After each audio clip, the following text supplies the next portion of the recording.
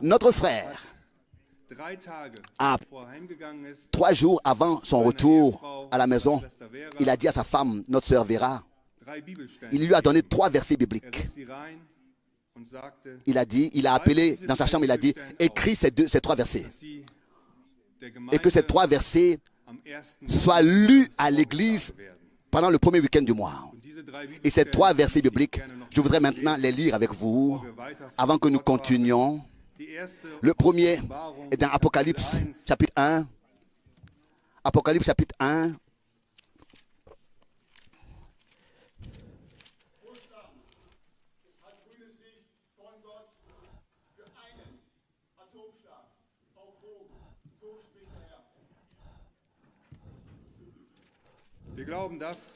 Nous croyons ce que Dieu nous a dit dans sa parole et nous ne nous laissons pas distraire par cela.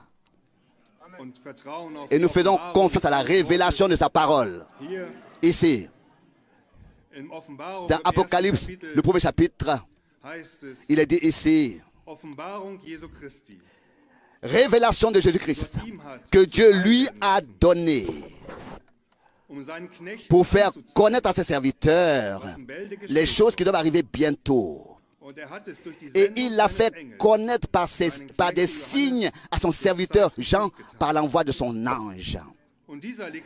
Et celui-ci rend désormais témoignage à la parole de Dieu et au témoignage de Jésus-Christ, à tout ce qu'il a vu. Béni celui qui lit et ceux qui entendent les paroles de la prophétie et qui gardent les choses qui y sont écrites. Car le temps de l'accomplissement est proche. Cette parole, oui, cette parole, notre frère, lors de sa dernière émission internationale, le premier week-end d'avril, il a laissé lire aussi. Il disait, le Seigneur, moi aussi, m'a appelé à voix audible comme son serviteur. Et tel que Jean, son serviteur, ce qui a été révélé à Jean sur l'île de Patmos a été révélé pour que cela soit montré à tous ses serviteurs. Et comme le Seigneur s'est adressé à moi en tant que son serviteur, c'est peut-être raison que ce qu'il a révélé à Jean sur l'île de Patmos m'a été aussi révélé.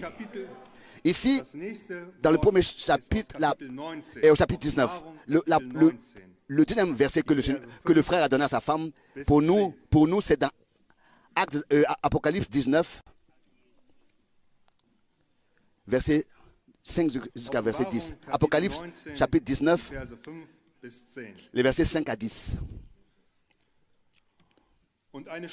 Et une voix sortit du trône, disant, louez notre Dieu, vous tous ses serviteurs, vous qui le craignez, petits et grands.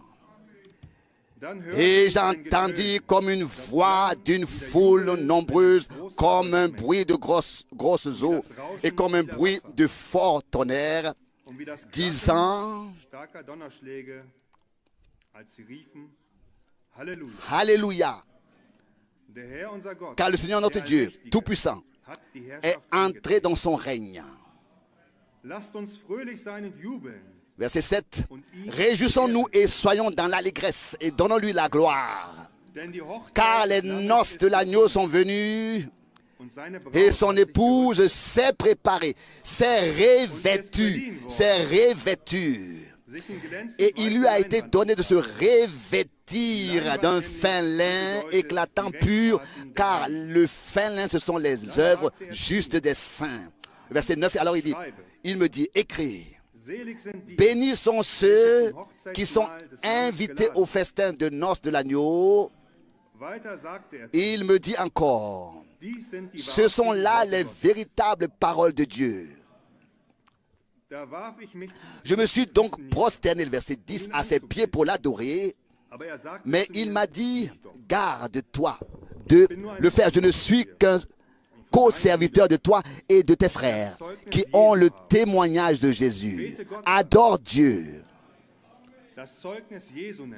En effet, le témoignage de Jésus, c'est l'esprit de prophétie. Amen. Et c'est ce que nous avons reçu par la grâce de Dieu, pas le témoignage d'un homme. mais la certitude que nous serons au festin des noces de l'agneau, et que nous avons trouvé grâce d'avoir été conviés. Encore la troisième parole que le frère a laissée, il s'agit aussi du témoignage. Dans 1 Jean chapitre 5, 1 Jean chapitre 5, versets 7 à 12. 1 Jean chapitre 5, versets 7 à 12. Il y en a 3 en effet. 1 Jean chapitre 5, verset 7 à 8. Il y en a 3 en effet qui rendent témoignage. L'esprit, l'eau et le sang. Et ces 3 sont unis. Si nous acceptons le témoignage des hommes, le témoignage de Dieu a plus de puissance. Car le témoignage de Dieu consiste en ce qu'il a rendu témoignage à son Fils. Celui qui croit au Fils de Dieu a ce témoignage en lui-même. Celui qui ne croit pas Dieu l'a fait menteur, puisqu'il n'a pas cru au témoignage que Dieu a rendu à son Fils. Dans Hébreux, au chapitre 11, il est dit que la foi est une conviction, une assurance des choses qu'on espère, qu'on ne voit pas. Et ensuite, tous les pères, les anciens, qui sont décrits dans ce chapitre 11 d'Hébreux, la Bible dit qu'ils ont tous obtenu témoignage à cause de leur foi. Tout ce